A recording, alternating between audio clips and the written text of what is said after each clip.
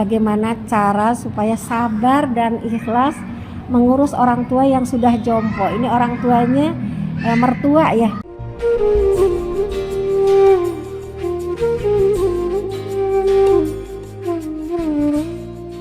Ibu-ibu para muslimah, pasti kita semua ingin dapat surganya Allah, dan surga itu tidak bisa dibeli dengan harga murah, bisa dengan kepahitan dan kesedihan. Dan ini ada pertanyaan ya dari saudari kita.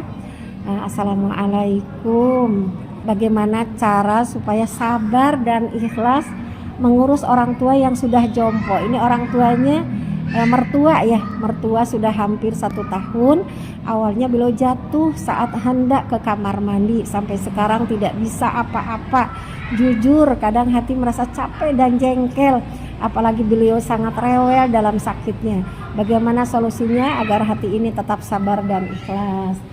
Ingat, ada sebuah hadis Rasulullah SAW, ridhollah fi ridhol walidai, ridho Allah ada pada ridho orang tua.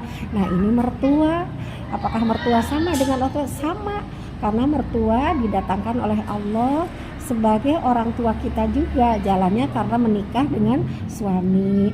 Jadi sama, ridho Allah ada pada ridho orang tua. Di sini hadis ini berlaku juga untuk mertua. Kemudian yang kedua, ingat bahwa perjuangan mertua itu bagaimana mendidik, mengurus anaknya. Sekarang anaknya jadi pendamping kita, coba. Itu dengan ridhonya para mertua ya, mertua untuk memberikan anaknya yang dibesarkan, dilahirkan, kemudian diurus, habis biaya sekian banyak untuk menyekolahkan, sekarang ada di samping kita sebagai pendamping kita. Jadi tetap pengorbanan mertua itu tidak bisa terbayar ya, begitu besar untuk kita. Nah, ketika kita ingat pengorbanan mertua ketika mengurus suami waktu dari kecil sampai sekarang menjadi pendamping mbak gitu ya, maka kita akan terus semangat untuk ya, kalau istilahnya berbalas budi ya, berbuat baik ya. Tentu di situ akan ada kerewelan, yang namanya udah sepuh apalagi sakit itu akan sangat sensitif. Itu yang ketiga, berarti harus dimaklumi bahwa mertua, orang tua yang sudah sakit-sakitan, udah sepuh, itu sensitif sekali ya. Kita jangan terpancing dengan kemarahan, dengan rewelnya.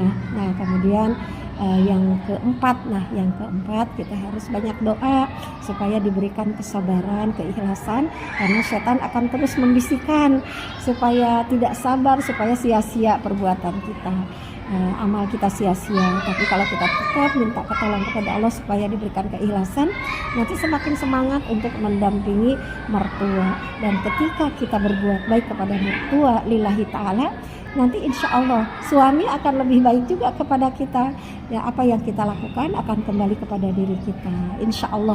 Semoga Allah berikan keikhlasan dan kesabaran. Assalamualaikum warahmatullahi wabarakatuh.